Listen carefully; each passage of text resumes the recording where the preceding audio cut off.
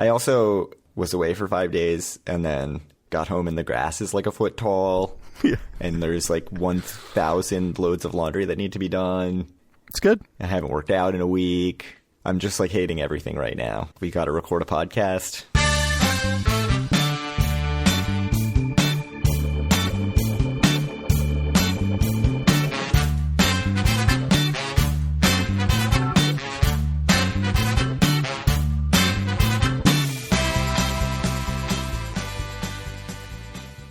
Howdy, it's Wednesday, May 27th, 2026, and this is episode 280 of Due for a Win, the Atlantic City podcast. I'm Kyle Askin, joined, as always, by Craig Stone. What's good, Craig?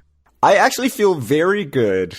That we're out of the 270s? That is great, that we're out of the 270s. It feels like we were just stuck in the 270s forever, like a journey across the desert. Right. Was there a horse with no name? You've lost me. But... Oh, come on. The song? I thought you didn't listen to music. Come on, everyone knows what...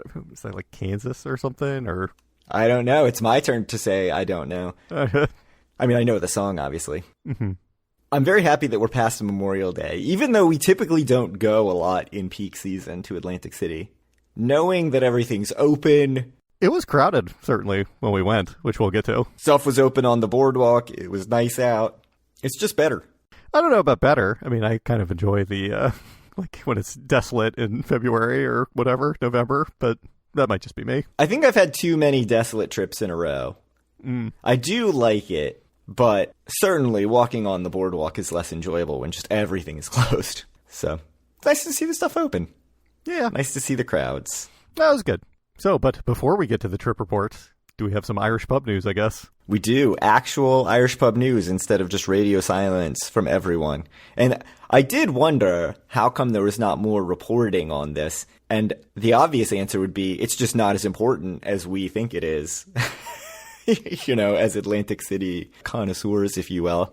Because certainly it wasn't getting any larger regional coverage. Until now, NJ.com has come through in an article by someone who has a name.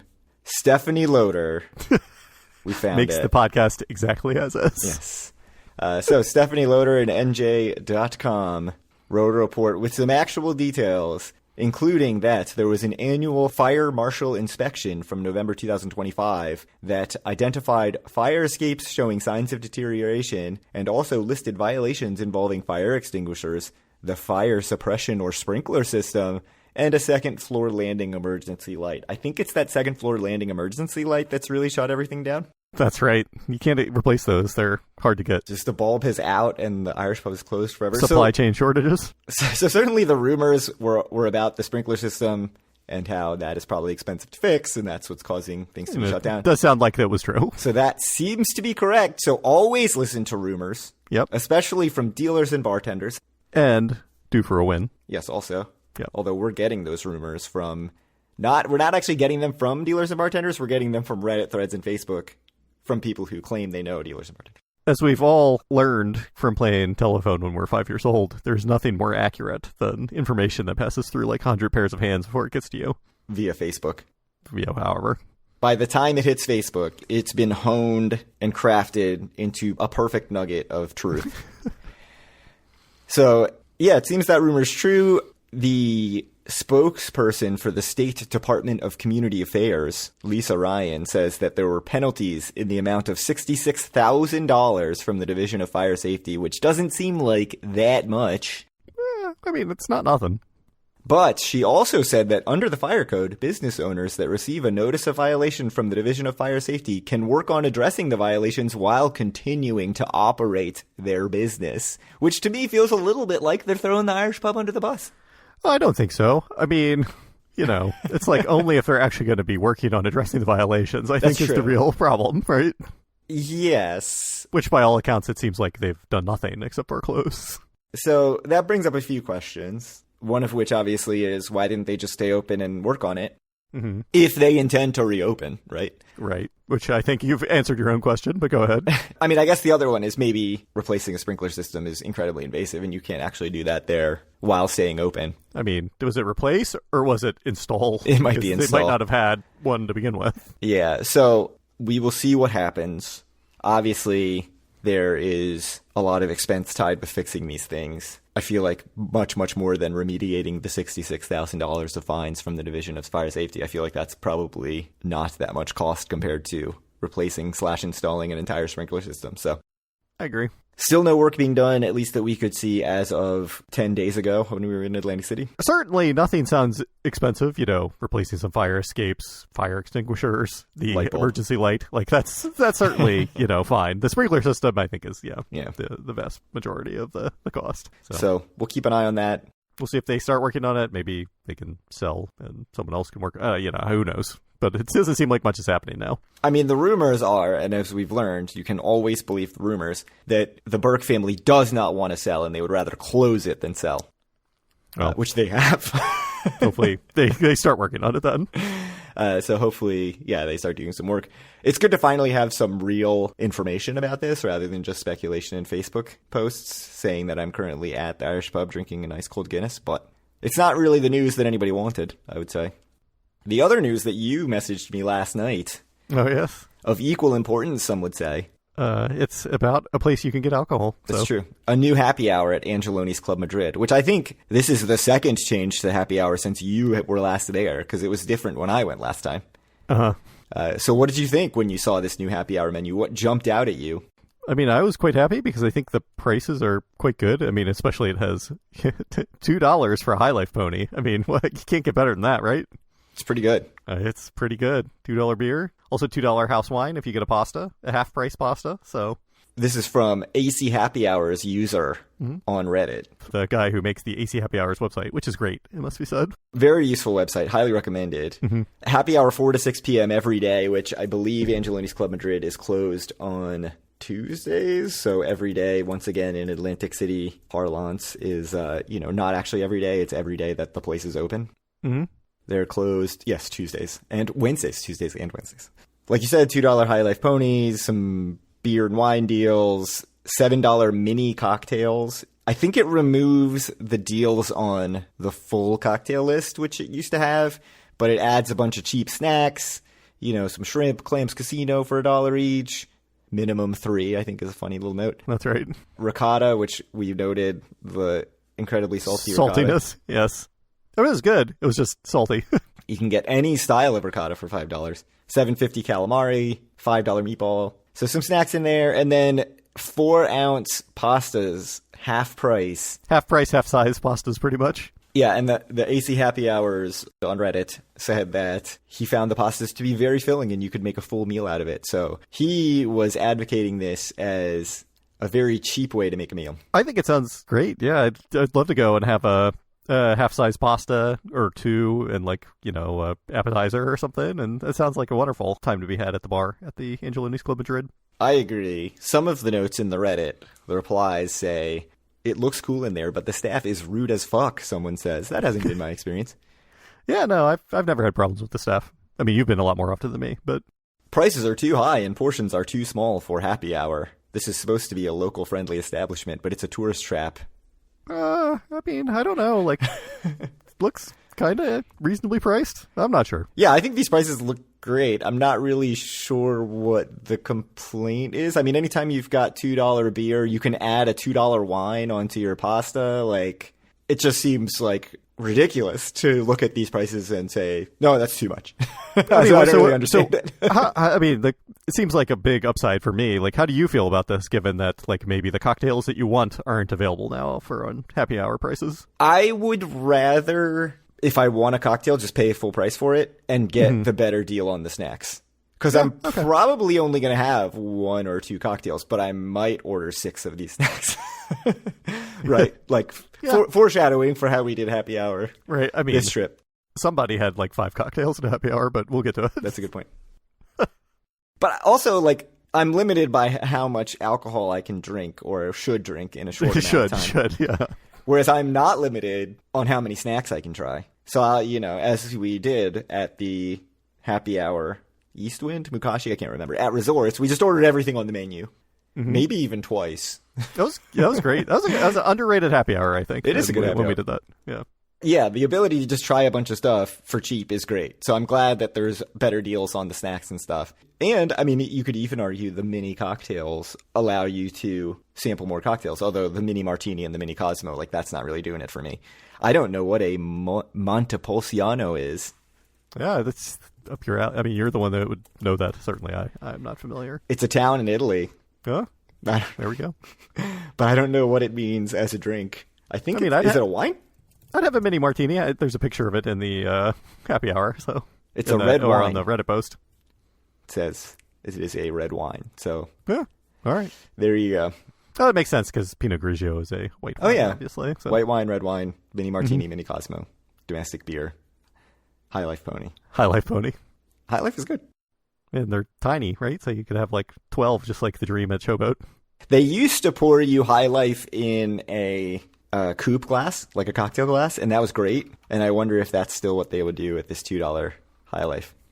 All right, so that is all the news, except, data, profits, quarterly information. We can do all that another time. I mean, they actually sell High Life Pony bottles, right, that are like little tiny things. So it might be like a real bottle. Yeah, it probably is. I'm pretty sure. Yeah. So we went to Atlantic City. We did. How do you feel about that? I think it was a great decision. I'm not saying that great decisions were made in Atlantic City, but going was a great decision. I agree that going was a good decision. 2 nights, which it feels like it's been a little while since 2 nights. I always say that, and then I look back, and it was like 2 trips ago that we went 2 nights. Well, you had 2 nights in Atlantic City. I, of course, had 1 night in Galloway. Oh, yes. 1 night in Atlantic City. That is true. You only did 1 night in Atlantic City. So, we went on Saturday afternoon. We stopped at Pinelands Brewing Company on the way. Not really on the way for you. You actually had to go north of Atlantic City. Yeah, not on the way, but it was, it let me take a new road into Atlantic City or whatever, see new parts of the state, which I'm sure Dave has complained to you about incessantly, because he was complaining to me, certainly, in the car. Like, why are we driving through the Pine Barrens? Was that kind of complaint? Pretty much. At 35 miles an hour as you drive? Yeah. I'm not the fastest driver. But... I did make a coffee stop in Toms River, New Jersey, just because I was going to beat you to the brewery by about an hour and a half. So I was like, let me get a coffee. I don't want to place any blame, but let's say we ended up leaving quite a lot later than we were expecting to. We need to get Dave on the podcast to hear his side of that story. So, I mean, I think he blamed the U.S. Postal Service for that, but my feelings might be a little bit different. He said he was ready to go at 8 in the morning. I don't know what you're talking about. Oh, yeah. So we went to Pinelands. What did you think of the Pinelands Brewing Company? I liked it a lot. I thought the beer was very, very good. I'm glad that we did it. I don't know if I need to go back, given that it is quite a bit out of the way for me, but I thought it was a great brewery. I think if you're coming from the north, it's a great idea to end up stopping there and checking it out. Yeah, it was not significantly out of the way for me at all. I also thought it was a really cool spot. I thought the beer was really good. New Jersey breweries don't have the best reputation. I think they were very hampered for a very long time by the laws saying they couldn't have food, they couldn't do so many events, and so I think we're very behind other states who have better breweries like Massachusetts and Maryland and Delaware even. Everywhere probably. Pennsylvania has extremely good breweries. But there are a few good ones, and this I think is one of them. I mean, there's certainly some bigger ones, but it was cool to go to this kind of local spot. I liked the beer. I came home with a T-shirt and a 4-pack of beer, so I was happy with that. Yeah. You sent me a picture the other night of you having one of your beer. Yeah, and it held up. So, sometimes you're drinking it at the brewery and you're like, this is great. And then you try it another time and you're like, I was in a haze of, pre-Atlantic City euphoria. But no, it's good beer. It's highly recommended. It was really good. I mean, and as you know, that we've been trying to go like once a month down here, which you live in a different state, so you haven't been doing it to breweries. And I think that the beer at Pinelands was better than any of the beer that we've had, at least in the last few months. Better than Checker Spot, really? Checker Spot was the first one. Checker Spot's very good. I'd say it's like on par with Checker Spot. Yeah. High praise. So there's some other breweries sort of in the vicinity around, Somers Point, Absecon area. Some that are much closer to Atlantic City that actually are on the way in. Yeah, Pleasantville has a 1 or 2, or Pleasantville, Absecon have 2, I think. So we'd love to check them out. So my would you rather, if you noticed at the start of the episode, we did not have a would you rather. My would you rather is, would you rather go to a different brewery on the way to Atlantic City next trip, or just use that time to go sit at the beer garden? It probably depends on weather. I think on a 2-night trip, it's perfect to go to see something new. Maybe if it was a 1-night trip, like a 18-hour trip or something, like I want to use all my time for Atlantic City. But if it was the same kind of trip, yeah, 100% I'd like to check out a new brewery. I think for me it depends more on weather and the season. Like if it's in season, summer, or, week before Memorial Day, week after Labor Day kind of area where it's still nice out, I'd probably rather do beer garden. But I think maybe part of that is because I didn't feel like I got a lot of wandering around Atlantic City time this trip. So maybe it's just related to that feeling about the trip rather than specifically the brewery, because I really enjoyed the brewery. But I think if we're talking about just next trip, I think I would probably prefer beer garden. Honestly, I feel like sort of just an alternating, like every other trip, check out a different brewery kind of thing would be perfect. Mm-hmm. But I'm going to say for a would you rather for next trip, I would say beer garden. But in general, I really like doing the brewery, and there's a bunch of others. I know Somers Point Brewery is supposed to be really good, and there's a few others around there too. Yeah, there's like Hidden Sands right in Pleasantville, I think. There's Garden State Beer Company and Epsika, and there's a Tuckahoe Brewing Company. Tuckahoe is closed. That is done. Oh, is it done? Yeah, they went out of business. Oh, very sad. There's one called The Seed in Atlantic City, New Jersey. Well, I haven't been there since like right after COVID, I feel like. No, we were still wearing masks. I remember that. Yeah, I know. That's when we saw Eleanor, I think. It is very highly rated, by the way, The Seed. Mm-hmm. People like The Seed a lot. I thought it was good. I mean, I don't know if I thought it was like any better than like Pinelands. I should go back. Yeah, I mean, it was very new when we went, and breweries tend to get better over time. Mm-hmm. Like they do actually kind of get better at the craft or whatever. So I do think it's worth checking out breweries and not giving up on them even if they're bad. There's a brewery up here in Wayne, I think, that I think when they started out was not particularly good. But they've sort of hit on a few beers that are actually really good. So, but I will say that buying their 4-packs is an adventure. Because sometimes you get one that's very good, and sometimes you get one you're like, oh, I don't want 16 ounces of this. 7 Tribesmen, I think, is the brewery. Anyways, I don't know why we're talking about that in our Atlantic City trip. We've derailed. So after the brewery, we went and checked in. You checked in beautiful Galloway, New Jersey. I went to Borgata, as you should. I mean, certainly if you have whatever the Facebook game is, points are called, you should check into Borgata. Truly unbelievable that I was able to get a comped room through My Vegas. My Vegas, yes. And go to Borgata on an incredibly busy weekend and check in on a Saturday. I mean, it was insane in Borgata while we were there. It was very crowded, and I couldn't believe it. Like, what a stroke of fortune to be able to get that room. And yeah, just a really nice room, obviously, at Borgata. How was your room and hotel at the Seaview? Yeah, the Seaview was nice. I mean, it was nice. I actually don't know if it's still Category 4 or not, because I think they just published all the category changes, so I can check that while I'm talking. But no, it was a great place to use a certificate. I think it's a hotel that people would have a pretty wide range of opinions on, given that it's, I think, over 100 years old. So there's going to be some people that just look at it and like, there's like so much work that needs to be done here. Like, I absolutely hate this. It's old and run down. There's other people that would look at it and be like, oh, there's like so much history here, and like it's such a cool place or whatever. So I think it depends on your outlook. I enjoyed it a lot. I thought it was a nice place to stay. I would not hesitate to stay there again if, situation was similar where I couldn't get a room that I desired and I had a certificate, which I always have Hyatt Category 1 to 4 certificates to use. I mean, it was quite close to Borgata as well. It's like 12 minutes or something. So you say 12 minutes away. I think that probably answers the question I'm about to ask, which is, say that it was a one-night trip. We were only going Saturday.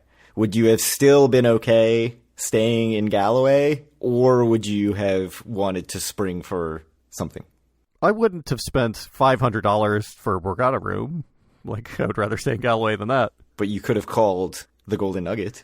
Yeah, but I mean, at like some level, if I need to leave the property anyway that other people are staying at, truly, like, let's say it's a one-night trip, what's the difference between a 5-minute Uber to the Golden Nugget or a 12-minute Uber to Galloway or whatever? Absolutely true. I would much rather, I think, stay there than at the Golden Nugget, let's say. So you met up with us at Borgata. We went to dinner at Angeline, which has been open for a while. It does not get the best reviews. Got the legendary steak, which we've talked about for, I don't know, 100 episodes or something. Yeah, so we did get a while back listener feedback saying that the steak there is very good. So you got a steak. I got short rib bucatini. Our friend Dave got the scallops special off the menu. I think the steak was like $75. The scallops was in the 60s. And yours was like 35? Yeah, 35. Something. Yeah. I got a Manhattan that was very good. Mm-hmm. I thought the short rib bucatini was very good.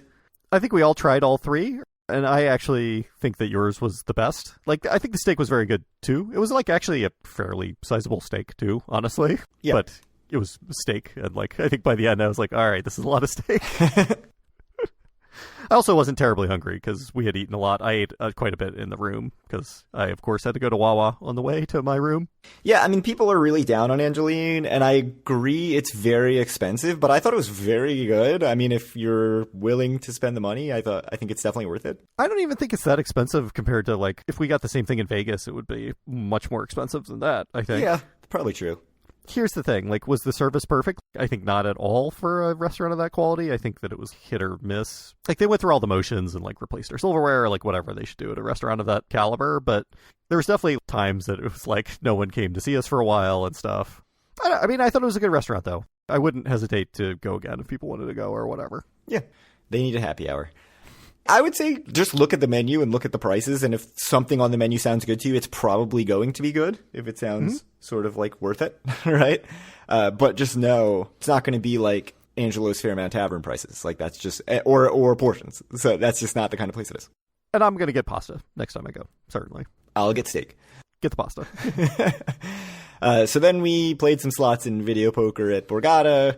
Uh-huh. Video poker went very badly for you, I believe. Yeah, I think I was, next to you guys for like 10 minutes or something. Very short amount of time. Lost quite a lot of money in the 10 minutes. And then you said, this went terrible, I'm going to play tiles. How did tiles go? Yeah, pretty bad, yeah. Mm-hmm. So, I don't know, it was like 45 minutes after that I'm like, all right, I'm leaving. Because I had lost quite a bit of money already at that point. So, the final hand, by the way, I had like Wong high 9 or something and lost. I think you said high 9, high 9. High 9, high 9. Lost a Bobo. And I was like, that's okay. Miserable. Fine. Yeah. How fast was the tile session for it to go that bad? Because I feel like it's rare that you just get cleaned out quickly in tiles. No, it was fast. I mean, it was quick. That's rough. It was like $50 table or something, so I was playing 60. Yeah. So, like, it can go fast, but I think it was a $40 table, but I think I was still playing 60. But, yeah, it went pretty quick, so. Would you say standard deviations away from the expectation? I don't think it's like that rare to lose, let's say 5 bets or whatever in 45 minutes or whatever. That's, it's a bit unlucky, but I don't think it's crazy. So I think you went back to the hotel reasonably quickly after that. Yeah, I went back to the hotel. I probably got back to the hotel at like 10:30 or 11. So our dinner was at 7:30 or something. So yeah. Dave and I just kind of bounced around playing slots and video poker at some various places. I was doing pretty well the first night, actually, at Borgata. I mean, pretty well in terms of not just getting cleaned out like you sometimes do at slots where everything that you sit down at, you lose. So finally got 2 seats next to each other at the B bar, got a couple drinks there. It was incredibly loud because there was a live band, and it just feels like B bar doesn't necessarily need that. Like, it's not like a amped up kind of place. It was also weird because it was a live band playing like classic rock, but not like hard classic rock, like, I don't know, Fleetwood Mac kind of stuff. Which, as you found out a few trips ago, people still love. Yeah. Horse with No Name, I believe, was played. No, I don't think so. But it felt good to get out of the rain. The loudness of the band didn't match the music they were playing, I would say. Like, the volume of the music didn't match what they were playing. And it would have made it a much better experience if it just wasn't dialed up so high, I think. Yeah. What they were playing made a lot of sense for what was at B-Bar. But it was just, like, blasting. But I ended up playing at B-Bar for a while, broke even on video poker, so it's always good to get a few drinks at the video poker bar and not have them cost $100 each. The one funny thing that happened, though, is, end of the night, I'm about to cash out the ticket and be done. And the bartender, it's so loud that the bartender, as he takes my beer away... A beer? Come on, you're at the B-Bar. You need to get some, like, super fancy cocktails. Yeah, I started with a cocktail and then switched to beer after that, just trying to sort of salvage my next day. Except that what I'm about to say is he takes my beer and then gives me sort of a look or a nod, which I assumed to me like, are you good? So I just gave like a thumbs up. Mm-hmm. And then you get another beer. And then he brought out another beer. So my thumbs up was to say, yes, I would like another beer, which in retrospect, I would have realized probably if I wasn't at that point, however many drinks in I was. But yeah, I didn't need that beer and felt it in the morning, I would say. Yeah. And then it really it's always that one beer. You'd always feel completely fine if you didn't have that one last drink. I've read that. Yeah, there's a lot of studies about that. So that was pretty much my night. Went to bed, I don't know, 2 o'clock. It was late. So I must have been at B-Bar for a while. So the next day, you started texting pretty early about going to breakfast. Dave and I just could not get going. Mm-hmm. We tried to make it happen. We were like, okay, let's do it. And then as Dave and I are both getting ready, we were like, we don't actually want to do this, right? Like, we don't want to be like rushing out of the room. Let's just tell Kyle to go on his own, which we could have told you 40 minutes ahead of time. You could have, yeah. I mean, my complaint is that there was a lot of acting like you wanted to go to breakfast. And then an hour later, you were like, oh, yeah, we're not going to go. Yeah, I mean, it was 40 minutes. But in our defense, we were absolutely trying to get ourselves going. And then I think we just realized, like, we are talking ourselves into this. Clearly, neither of us actually want to make this trip. So, yeah, we would have been better off just telling you right away and being more decisive. But that's not my way. No, it's not. So, sorry about that. How was Cracked Egg Cafe in Galloway, New Jersey? Really, really good. I liked it a lot. Thought it was fantastic. Worth an 11-minute trip out of Atlantic City. Certainly, if you're in Borgata, which, as we famously discussed, has no good breakfast options because bread and butter is terrible. Yeah, I think it's worth it. Yeah, I mean, we ended up staying at Borgata until around 11, but didn't even bother to get breakfast. I mean, frankly, I think it's probably about the same amount of time to get there as to get to Gilchrist and Gardner's Basin. It's possible. What made you choose Cracked Egg over the Sunrise or with a Y Cafe or whatever it was called? Because I drove past it first and I looked and the parking lot was kind of empty. So I was like, all right, I'll do it. It's good decision making. Yeah. Yeah, Dave and I spent a little bit more time at Borgata. One thing I regret about my Borgata trip is that I played no sixes or better. Is that a regret or like a good thing? No, it's a regret. Sixes or better is like if you feel like you need to do some paperwork or whatever while you're in Atlantic City, like, yeah, I'll go play some sixes or better and not enjoy myself, but at least I won't have to think. Yeah, played some slots, played some Ultimate X, because why not? Yeah. Lost a little bit of money. One thing I tried to do at Borgata before we left was I have $100 in comp dollars, so why not go buy some Borgata branded shit? Mm-hmm. And so I went in the store, and I'm pretty sure the store used to be 2-to-1 comps. To the point that it even looked like the sign they had put a sticker over, like the redemption thing, to change it from 2-to-1 to 1-to-1. Somebody would probably tell me I'm completely wrong, but my recollection is that the store was 2-to-1. So I got excited when I saw this 1-to-1. I'm like, all right, let's get a sweatshirt or something. So I'm looking around, and I see a hat. I'm like, this hat looks kind of nice. Flip it over, baseball cap. $100 baseball cap. Borgata baseball cap. So what they've done, I think, is just double the prices of everything. I don't know. Why didn't you use your comps at Angeline? I don't know. Because then I would be giving the comps to you, and that's something I can't do. I mean, I only accept your comp dollars. They could never go the other direction. We could talk about it, but, you know, you still could have put it in the Splitwise or whatever. That's true. We'll get to Splitwise. Yeah, it's good. I mean, partially because I was like, oh, I'm going to get myself a little treat or, you know, something nice from Borgata until we saw the price. So then Dave and I spent the next 10 minutes just wandering around the store being like, holy shit, Dave, look at the price of this jacket. Like $300 vest and stuff. Yeah. Glad I wasn't there. That sounds like a perfect you and Dave activity. One funny thing that they have at Borgata for some reason is the little Disney backpacks that you get at Disney World, which I like. Why do they have the little Disney themed, I forget what they're called, backpacks with like Mickey Mouse ears or just really themed out Disney World basically themed things, which is like very odd to see there. So there's a brief second where it's like, do I buy my daughter a Stitch themed little backpack? I did not. A lounge fly, that's what they're called, lounge fly. People collect those things. It's weird. I mean, I guess the shit I collect is just as weird. We checked out of Borgata and went to Hot Bagels and More on the way to Ocean. Grabbed it to go. You'll be happy to know that I did not get passed in line by anyone. Stand there wondering if I should be ordering or not and let 800 people order in front of me. There was, weirdly, because sometimes you only see some shit in Atlantic City. As we're going in, there's somebody sitting in their car with a bagel and just like setting pieces of bagel on top of their car so that seagulls just descend on the car. So they're like, why would anyone do 60 or 70 seagulls on this person's car. That sounds like a terrible idea. Right in front of the Hot Bagels and More. I don't know. I don't know why they would do this. Perhaps he's training them just to be attack seagulls at the Hot Bagels and More. Maybe. And then when we come out, there's like another person out there also not on their car, but like also feeding the seagulls. It's like, what are you guys doing? No, they're training them. Training them up. Stop feeding the seagulls. Dave started making all sorts of seagull sounds. I don't know what that means, but sure.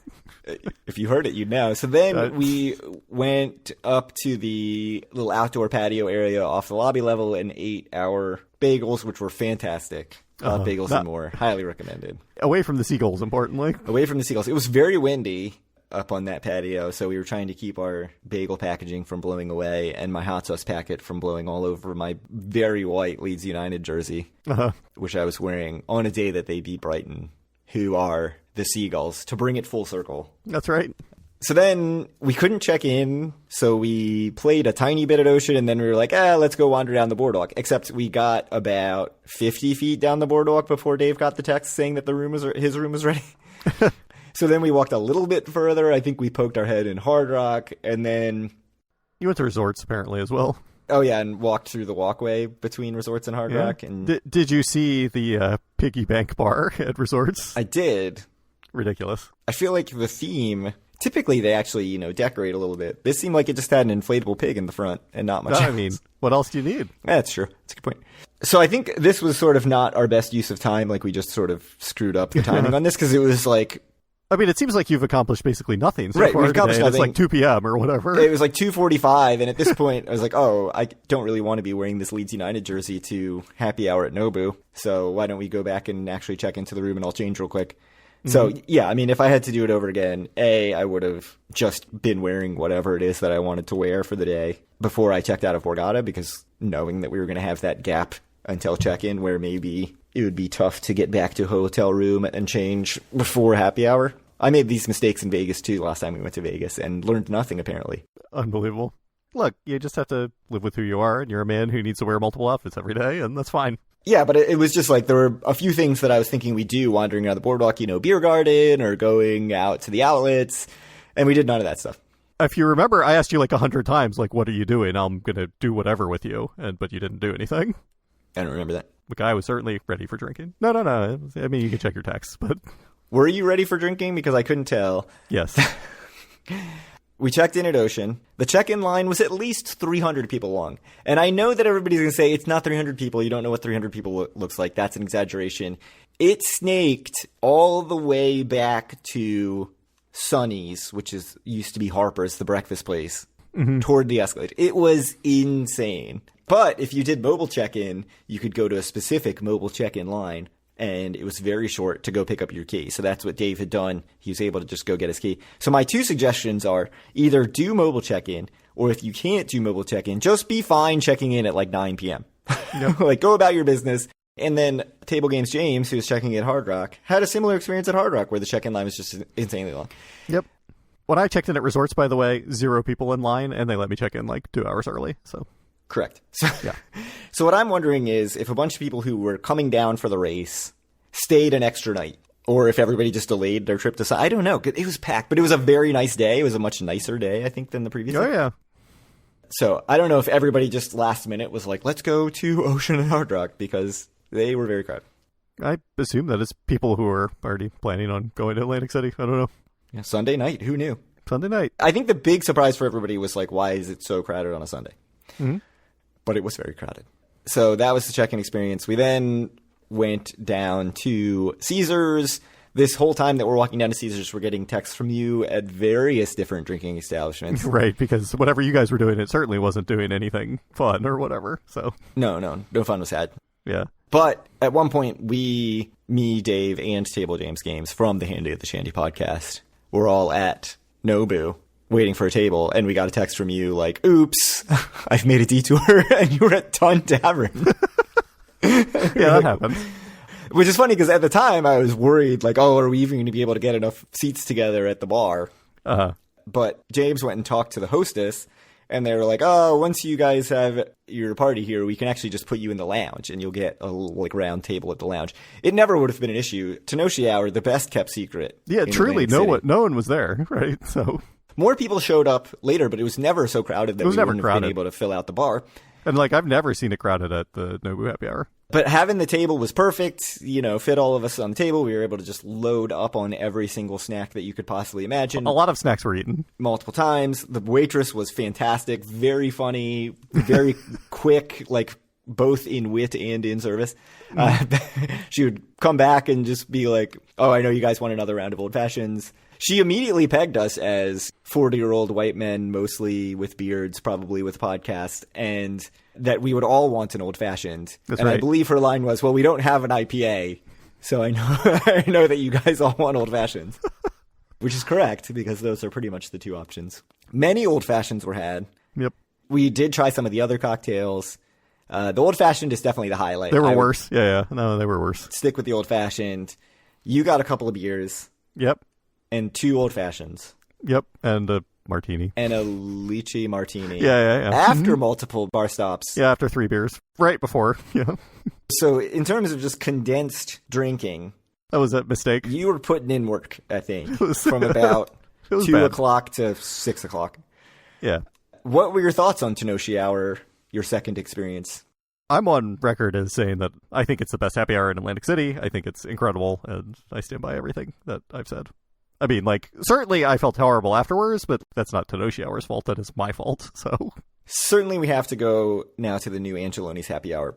I mean, it's not going to compare, I think. Tenoshi Hour is so good. All the food is fantastic. I don't know if we got everything on the menu, but we got just about everything. Pretty much. All the rolls are excellent. The rolls are fantastic. Whatever that chicken wrap thing was. Oh, on the lettuce. That was ridiculous. Really good. I mean, just everything was really, really good.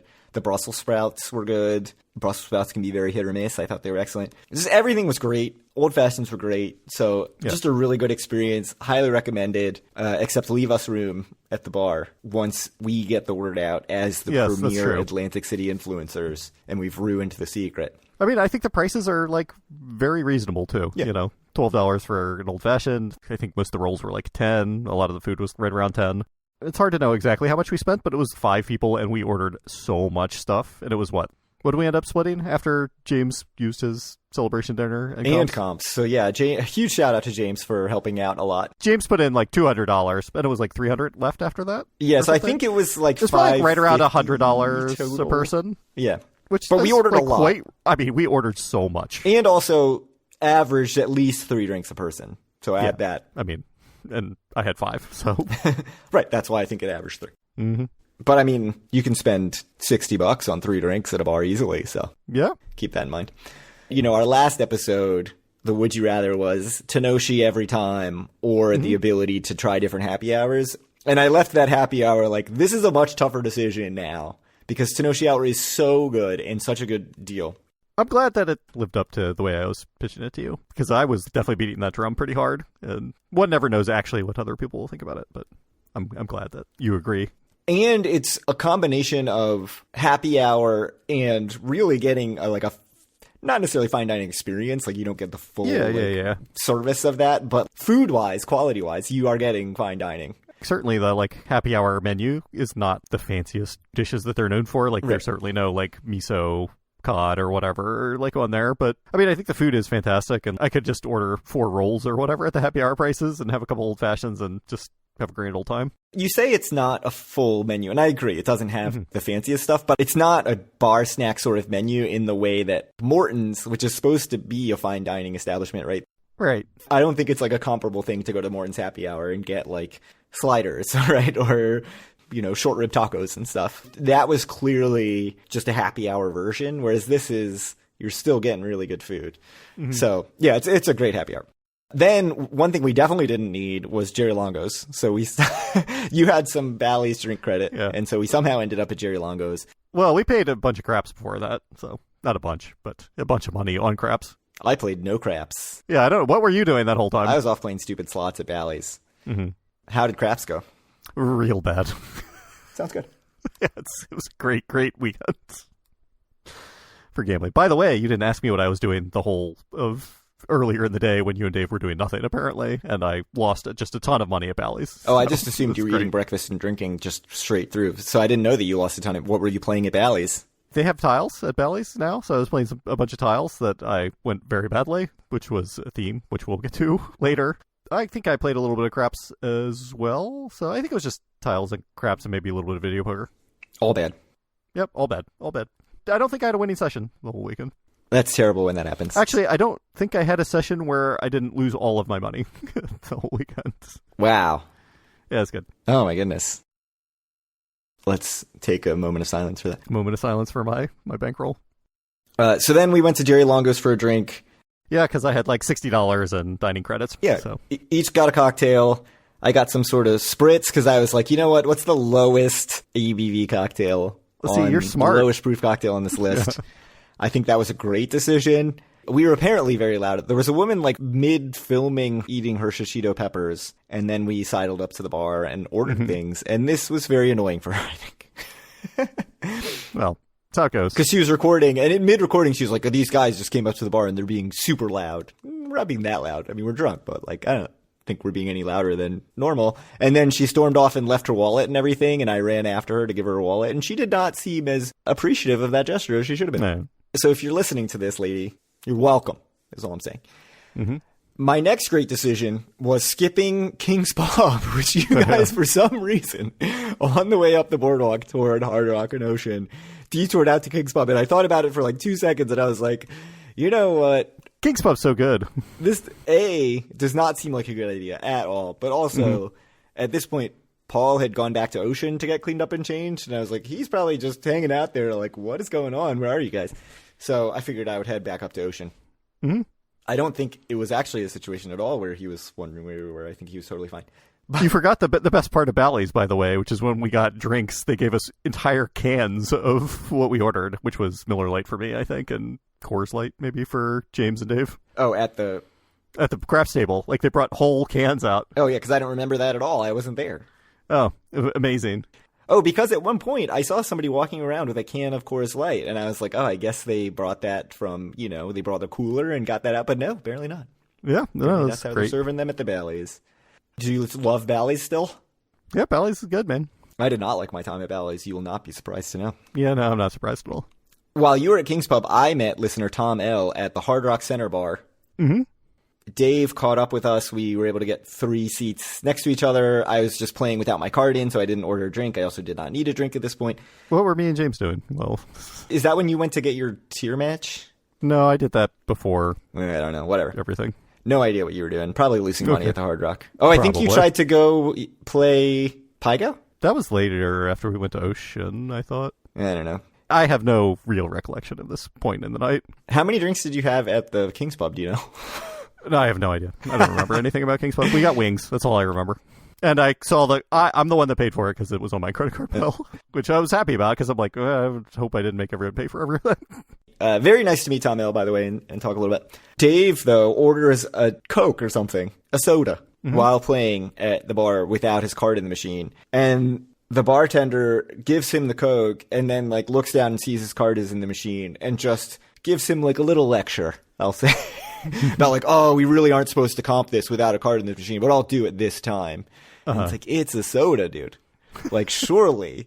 I mean, it would be one thing if he ordered Macallan 18. Yeah. So that was a weird experience. Although I guess it sort of goes along with that period where Hard Rock was not comping on weekends. And yeah, it seems like the rules for the bartenders at that bar are maybe a little bit strict.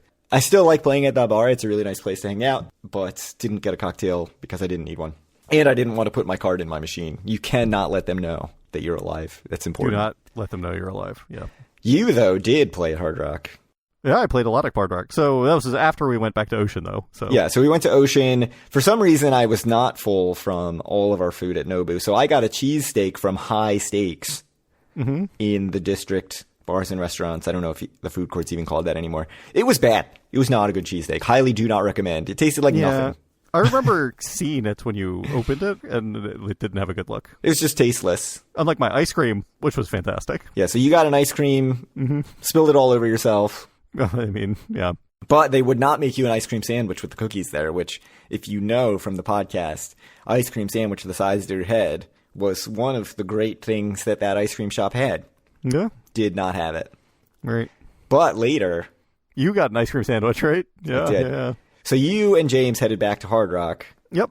How did that go? Do you even remember what happened at Hard Rock? No, I checked the next day until I went to the ATM, which was unfortunate. Yeah, anytime you go to the ATM, it's already bad. But when you don't remember that you went to the ATM until the next morning, that's especially bad. Yeah, I think we lost at normal Pygo poker, and then I think we lost at tiles. But had a good time. I think I enjoyed showing James, I assume, like a new game or whatever, because, my memory is pretty fuzzy at this point. But yeah, I know we lost, certainly, at both. I will say your experience in this trip sounds much more like most people's Vegas experience, where, can't remember how many drinks you had, can't remember going to the ATM, just losing at everything. Yeah. Whereas I'm putting $20 in a machine and then losing it and being like, $20. Yeah, this is probably the drunkest I've been maybe ever on an AC trip. Wow. It was a lot. And much like you and the gelato at Caesars, the end location of that ice cream was in my toilet in the middle of the night. So, yeah. When I vomited it all back up. I think we got that before you explained. No. Usually when that happens, it's like, well, at least I feel better the next day, and I did not feel better the next day, so... Yeah. Yeah, bad times. Not great. So, no. You were playing at Hard Rock. We were at Ocean. I was just kind of popping around from slots to slots and just losing at everything I put money into, pretty much. Paul and Dave were playing at the Ocean Sportsbook Bar. Mm-hmm. And at some point, Dave and Paul come over and they're like, yeah, we're done at the Sportsbook Bar. Some guy behind us couldn't even stand up, and his friends were trying to, like, put him around their shoulders to get him out of there, and then he just, like, puked everywhere right behind Dave. Was it me? Could have been you, but it was not. Could have been. And so that ended their time at the Sportsbook Bar. Mm-hmm. So then we went around. Paul played some craps and won a good amount of money at craps, which proves that it can be done. I know that your experience maybe says otherwise. Right. It was different.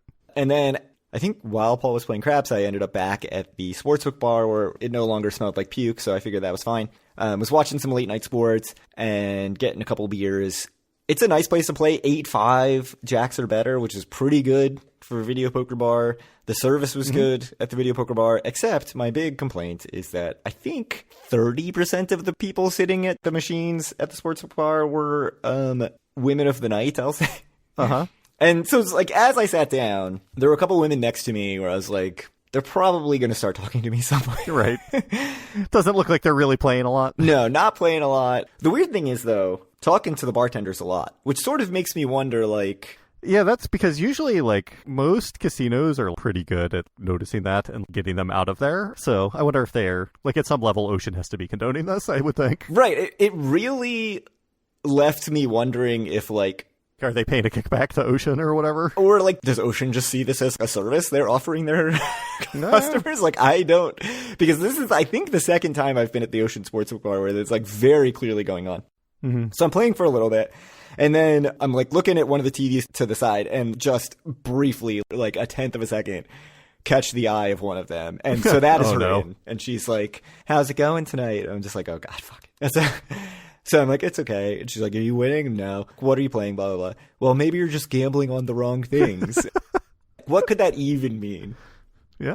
Gambling on the wrong things. So then I think she got the hint that I was not interested. Gambling on getting an STD or not. I know, right? Like, that's the only real direction that you can go with that. A friend of hers joins, and at some point she also is like, how's it going? Are you winning? This is like 20 minutes later. And I don't know if the other girl was like, yeah, no, dude, like, give up. This guy, he's not it. Yeah. This guy's asexual, so just stop trying. Which is right. Which is correct. But no, she gave up very quickly, which I appreciated. Mm-hmm. And then from then, totally fine. I like the sportsbook bar a lot, but knowing that you're about to have that interaction is like kind of a downer, to be honest. Mm-hmm. But otherwise, good time. Good time. Ocean is very nice, though. I will say, I feel like we've been down on Ocean and playing there and playing at this casino. It's a fun place to play. They've got pretty good video poker at the bar. They've got a bunch of other video poker machines. Notably, because I am idle next time we go, as long as it's after July 1st. Yeah. I can experience it.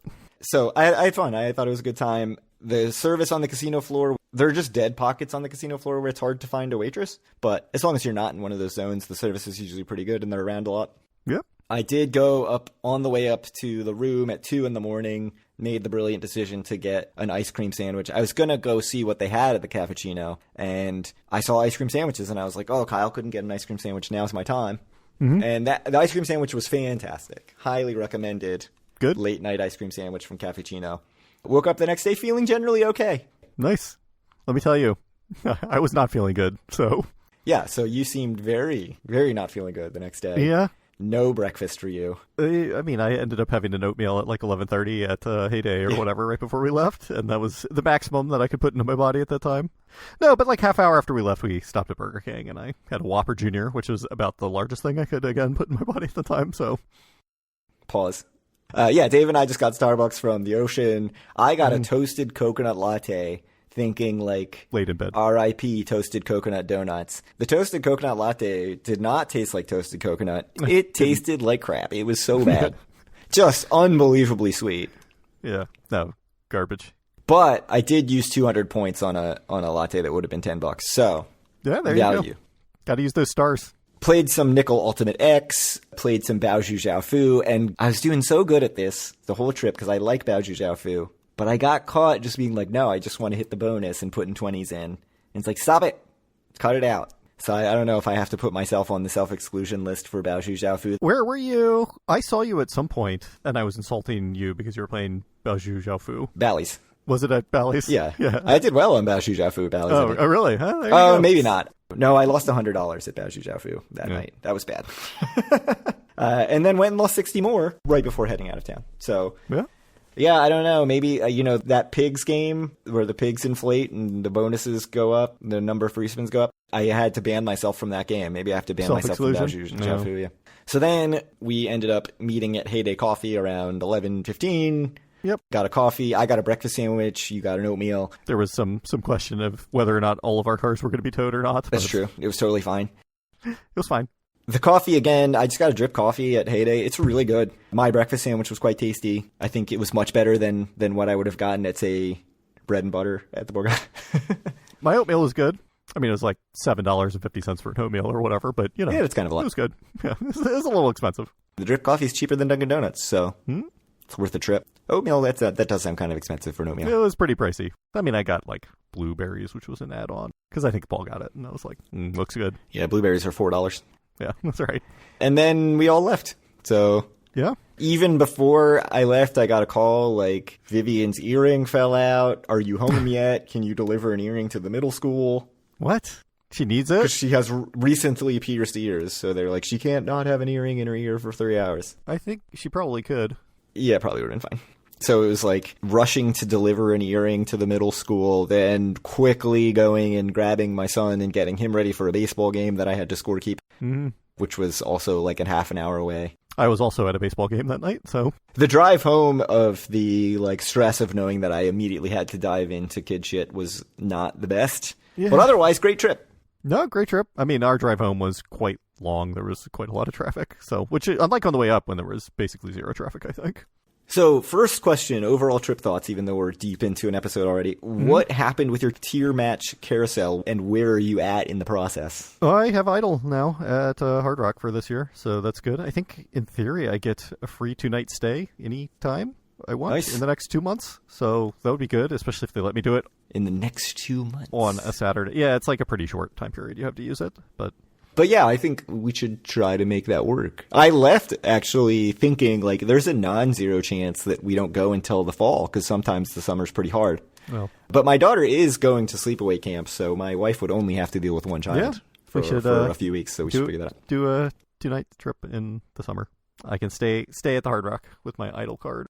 So you got your Bally's card and your Hard Rock card. Yep, I tried to match the Hard Rock card to Caesars, but they said no because I think I need to match it to Ocean, and then Caesars will take the card. So, because they will take a Prime card, but not Idle, because I think they know that Idle just matches to too much shit. Yeah, like Hard Rock's too willing to match. Yeah.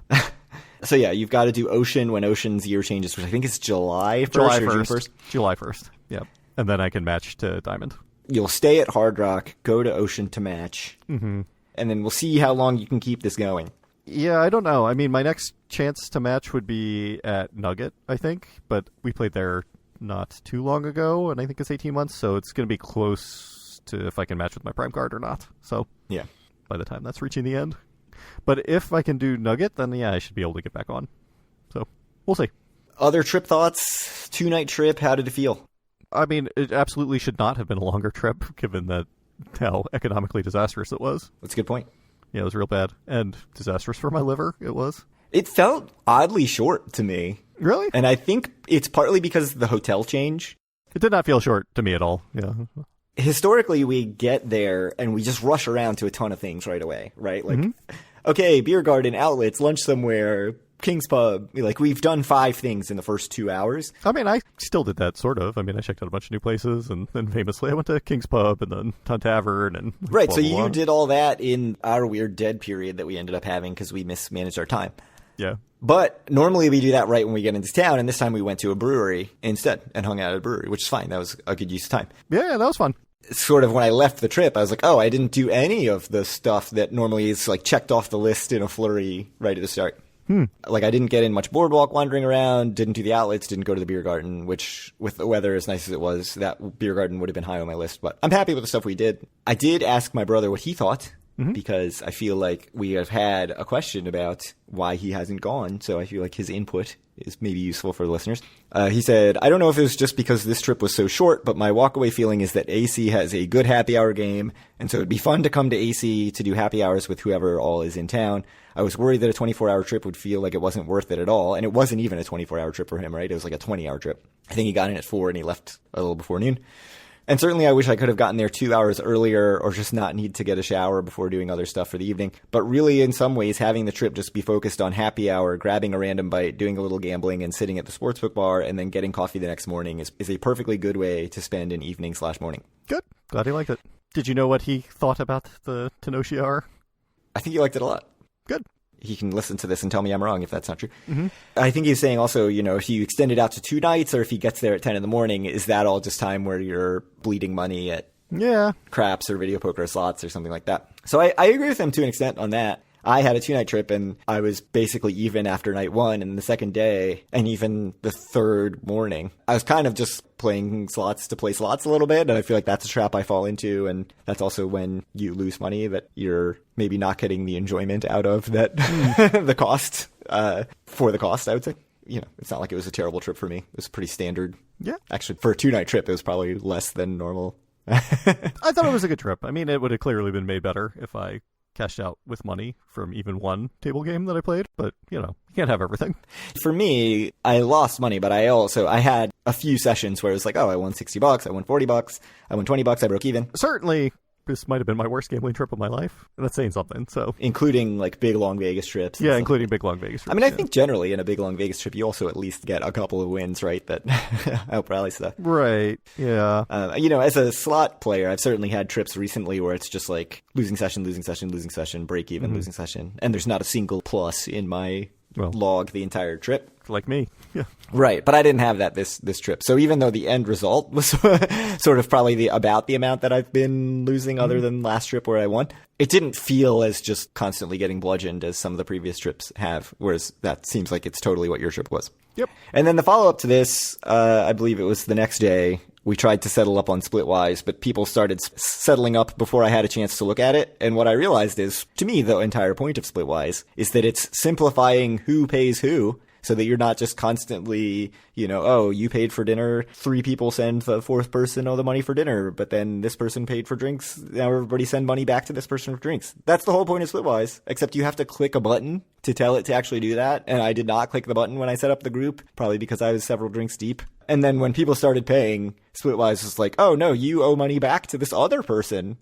and it was just a disaster. So then untangling all that. You seemed like you were having a bad time. It would have been fine if I could just do it without everybody messaging me every 5 seconds about, like, no, look at this. The end result was you tried to do the simplifying in your head, and your amount was dead on. It's just that there were transactions outside of the group. Other people had already paid. So I just needed to redistribute 2 of the payments out, and that was it. And Splitwise was very confusing with, it said the group was settled up and still said there were extra payments being owed elsewhere. And I was like, I don't understand how it can saying both of these things, but it was because there was external stuff to the group. So you seemed upset.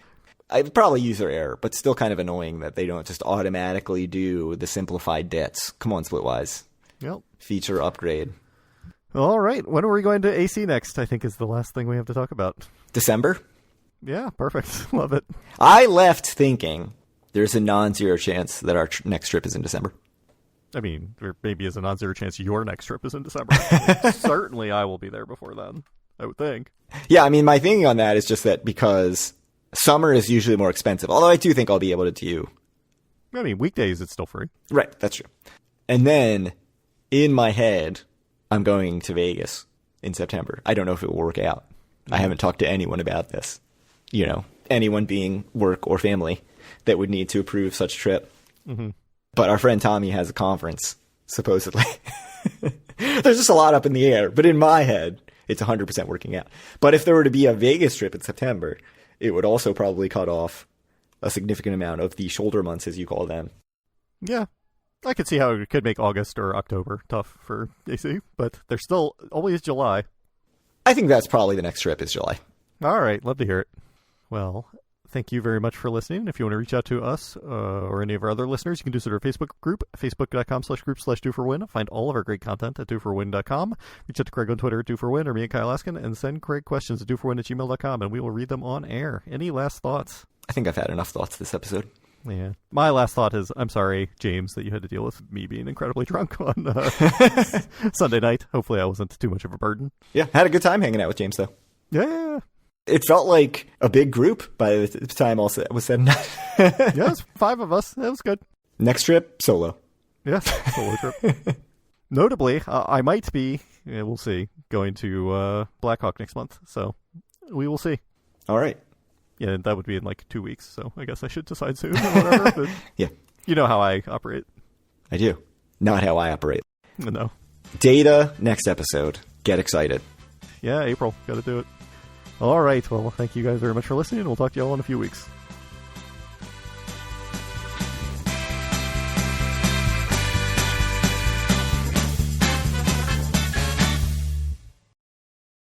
Oh, let me tell you, there was a lot of complaining about you. We went to lunch not long ago, and they're like, "Oh, Craig says maybe we're going to go to Vegas in September, but no one is telling me like what we're doing. I just need to know what the dates are if we're going to go." And like, he's just not going to tell us. I'm like, I don't know, man. Take it up with Craig.